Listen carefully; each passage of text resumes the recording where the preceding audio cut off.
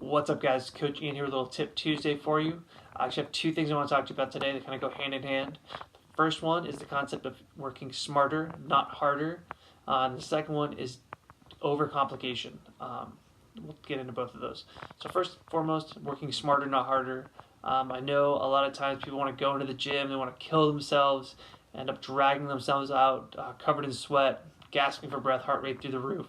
And while sometimes that's great to do, it's always good to get a nice hard workout in. What you really want to focus on is working smarter, being the most efficient, or setting your workouts up the most efficient way possible. So it doesn't always mean that you're going to leave the gym drenched in sweat, working your butt off. It's about setting up the workout, making sure the movements flow one into the next, so you're not overdoing any one muscle group or one joint. Making sure you're doing the right rep ranges instead of doing a million of something. If you can add a little bit more weight or maybe mess with the intensity a little bit or the tempo, probably a little more efficient ways you can do things. It's not always about just doing a million reps of something. More is not always better. So definitely think about your workouts and why you're doing them the way you're doing them, because you really want to work smarter, not harder. Make sure you're getting the most out of each one of those times you're in the gym. Because a lot of people, like me, can't spend all day living in the gym. I know it's my job, but when it comes to my workouts, I can't spend all day. It would be nice if I could just work out for a living, and that's what I kind of joke that I do. But in reality, I have limited time to get my actual workouts in myself. So you have to be very efficient in the way you do those. Second thing I want to talk to you about is the concept of overcomplication.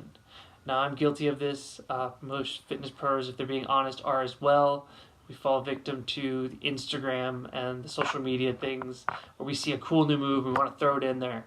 A lot of people do this when they're writing their own workouts, throwing in just crazy new moves or variations without really thinking about, is this really helping me? Is this really benefiting me? Or is it just something that's going to look cool on Instagram, on social media? It's fun. It's nice to add a little variety into your workouts every once in a while, but you do want to make sure that you're learning the foundational stuff first. Pick out 5 or 6 different movements, even less if you're just starting out, maybe even 3 or 4, for each movement pattern, and get ridiculously good at them. Spend a few months, maybe even a year, just working on the technique, the form, making sure you're building up your strength properly so you're not getting any muscle imbalances and you're not just throwing things at the wall. Realistically, you can get the goals you're looking for by doing just those handful of movements for each and every one of those movement patterns without having to do a million different things, trying a new exercise each and every time.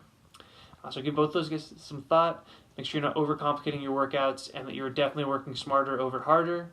Again, it is fun to add in new stuff every once in a while, and it's perfectly fine to kill yourself in the gym and have one of those workouts where you got to drag yourself out drenched in sweat.